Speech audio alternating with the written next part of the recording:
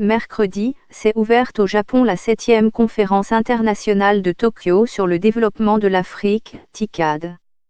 Le Japon a moins de pénétration dans un certain nombre de pays africains, constate le Dr Frank Ebogo. Mais contrairement à la Chine sur laquelle pèse un certain nombre de soupçons, on parle de recolonisation du continent africain. Le Japon est un partenaire qui rassure un certain nombre d'États africains, ajoute-t-il. Le Japon va aider l'Afrique à doubler sa production de riz. Pourquoi les États-Unis veulent rétablir leur influence en Afrique? Un fait confirmé par la mobilisation plus nombreuse de chefs d'État à la TICAD, l'un des plus anciens forums du genre, initié au début des années 1990, selon le chercheur. Quand vous entretenez une relation partenariale ou économique avec un État, il faut voir ce que celui-ci peut vous apporter. Ce qui nous intéresse ici, ce sont davantage les technologies, notamment les nouvelles technologies, qui font défaut au continent africain, commente l'universitaire. Pour mieux apprécier la TICAD, il faut la lier avec d'autres initiatives multilatérales entre les pays émergents et les pays africains qui prospèrent sur le continent africain. La Chine défend ses investissements africains. La bataille Chine/Inde en Afrique. La fin de la guerre froide au début des années 1990 a fait perdre à certaines puissances coloniales leur ancien précaré et depuis il existe une forte concurrence, déclare le Dr Frank Ebogo.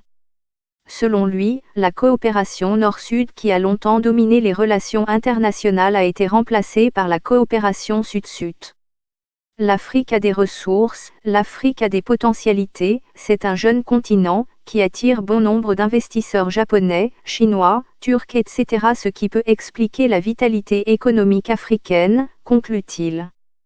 L'Afrique est une belle fille que tout le monde veut courtiser, estiment les pétroliers quand sur Facebook. Sur les réseaux sociaux, le doute existe sur les bénéfices pour le continent de cette multitude de rencontres. Amenyonon Ilisowu estime qu'il faut d'abord commencer par s'attarder sur le lieu où se tiennent les forums. Pourquoi ils ne peuvent pas tenir cela sur le territoire africain, s'interroge-t-il. Ces rencontres fortifient les autres pays et certains pays africains en profitent un peu, juge Mjeni. C'est juste un moyen que certains organismes internationaux utilisent pour nous endetter davantage et nous rendre encore plus dépendants, commente hier Arsène Kanlastoboy. Macron, on peut discuter du communauté financière africaine sans tabou, ni totem pour Gilles Paco Membesso, c'est juste des crédits qu'on leur offre aux dirigeants africains, qu'ils ne pourront pas rembourser.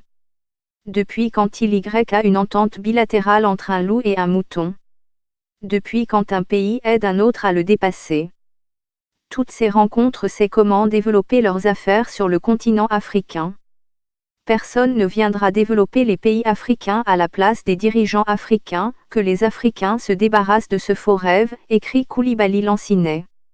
Axel Gabot pense que les pays partenaires de ces rencontres multilatérales sont des prédateurs déguisés en négociateurs. Le vrai problème de l'Afrique, ce sont ses élites politiques. En effet, beaucoup parmi eux, surtout les chefs d'État, n'ont pas encore compris ou bien se refusent d'accepter que l'Afrique peut se prendre en charge elle-même.